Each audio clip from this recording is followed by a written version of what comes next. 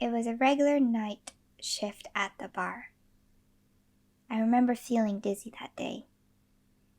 I had to go to the bathroom just to sit down and breathe.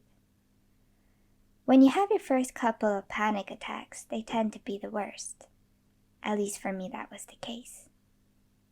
You have no idea what's going on. You're convinced you are dying. Your arm hurts, your heart races, you can't breathe, sometimes you can't see. I also had a fever at that time and was working almost 50 hours a week, Christmas time. I slept the first one off, but the next day at work, it was worse. That was when I knew something was wrong.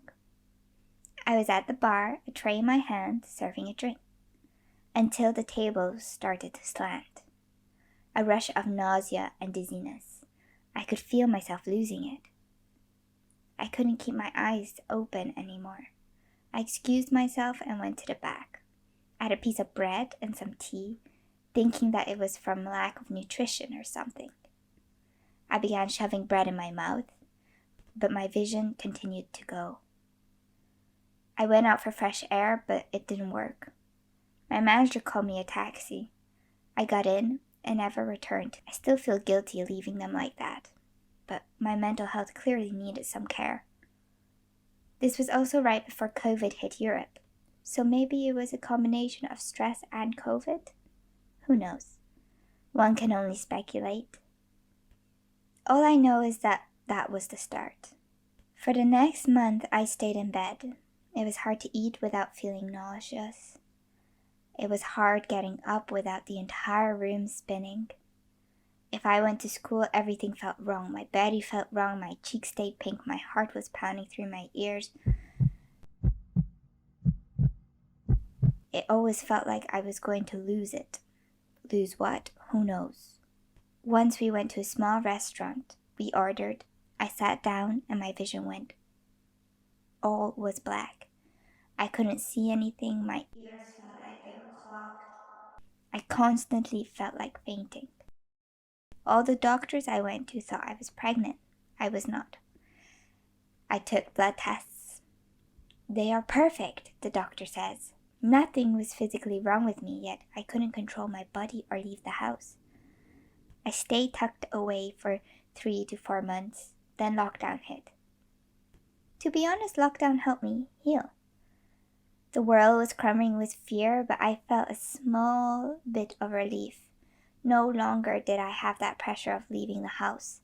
Instead, people who stayed inside were praised. Today they come every now and then. Leaving the house can still be difficult, but instead of feeling dizzy and nauseous, I now have this fear of confined areas, not being able to escape or run. It changes, I guess. But I try. I go for runs, I go for walks, every now and then trying to go longer and longer. Sometimes I regress, and that is okay. Lots of people will experience panic attacks differently. Some might experience it once and never again, a couple of times until it fades, and others have it for life. Some have it from genetics, I guess. My sister has been experiencing them for over a decade now. Turns out my mom did as well. Some feel their hearts pound, yet others feel intense doom.